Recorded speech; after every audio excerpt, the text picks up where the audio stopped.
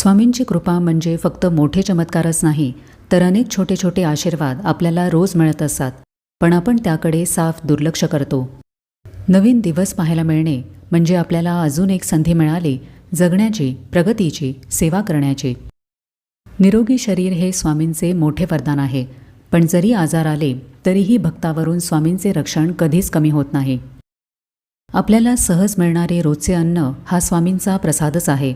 गरीब भक्तांनाही स्वामींच्या कृपेने योग्य वेळेला अन्नरूपी मदत मिळते. जर एखाद्या व्यक्तीकडे सगळ्या सुखसोयी असतील पण मन अस्थिर आणि बैचेन असेल तर या गोष्टींचा काहीही उपयोग नाही. स्वामींच्या कृपेने आपल्या मनामध्ये स्थैर्य, समाधान आणि शांती निर्माण होते. रस्त्यात अपघात होणार होता पण वाचलो.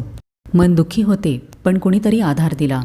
अडचणी दूर होणे, छोट्या संकटातून मार्ग निघणे हे स्वामींचे वरदान आहे.